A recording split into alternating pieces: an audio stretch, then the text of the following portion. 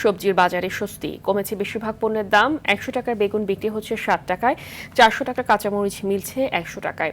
এদিকে কোটা বিরোধী ছাত্র আন্দোলনে পরিবহন সংকটের অজুহাত ও ব্যবসায়ীদের সিন্ডিকেটে ৫ থেকে ৮ টাকা বাড়তি দামে বিক্রি হচ্ছে চাল। ১০ টাকা বেড়ে মসুরির ডাল এখন ১৪০ টাকা। সেলিম মানিকের রিপোর্ট। আওয়ামী লীগ সরকারের চরম স্বৈরতন্ত্রের প্রভাবে বাজারে রন্ধ্রে রন্ধ্রে সিন্ডিকেটের কারসাজি। পণ্যের সরবরাহ ঠিকঠাক থাকলেও অজানা কারণে বেড়ে যেত দাম। সিন্ডিকেট ব্যবসায়ীদের পকেটে হাজার হাজার কোটি অবৈধ টাকা।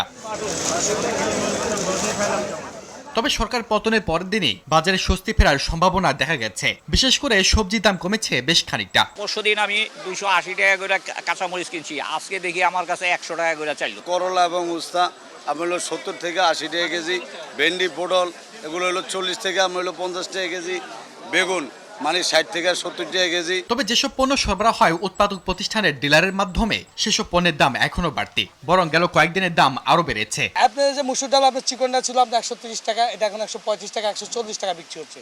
মোটা ডাল বিক্রি হচ্ছে আপনার 100 থেকে 105 টাকা, ওই ডালটা এখন 105 থেকে 115 টাকা 10 টাকা পর্যন্ত বিক্রি হচ্ছে। গেল কয়েকদিনে কেজি প্রতি মিনিকেট, বিয়ার 28 ও মোটা চালের দাম বেড়েছে 5 থেকে 8 টাকা। যে মিনিকেট সেল ছিল 65 টাকা এখন 70 টাকা, যে আটার সেল ছিল 55 এখন 60 টাকা, যে মোটা সেল ছিল 52 টাকা এখন 60 টাকা। ব্যবসায়ীরা বলছেন বাজারে পণ্যের অস্বাভাবিক দাম বৃদ্ধির পেছনে আওয়ামী লীগ সরকারের প্রচ্ছন্ন সহযোগিতায় অবৈধ সিন্ডিকেট দায়ী। এক কাপ চা থেকে শুরু করি, পানি থেকে শুরু করে রাত্রে শোয়া পর্যন্ত যা খাই টু জেড সম্পূর্ণ মূলত সিন্ডিকেট নিয়ে গঠিত হতে যাওয়া নতুন সরকারের প্রধান উদ্দেশ্য হওয়া উচিত নিত্যপণ্যের স্বস্তি। এই কাঁচামাল থেকে শুরু করে সবটি বাজারে একটা সিন্ডিকেট ভাঙানো দরকার। নতুন সরকার যে আসুক জনগণের চাহিদার যেন পূরণ করতে পারে সেই পদক্ষেপ যেন গ্রহণ করে। ওই সমস্ত কোল্ড স্টোরে একটা নির্ধারিত দাম ঝুলাইয়ে দিয়া এর উপরে কেউ বিক্রি করতে পারবে না।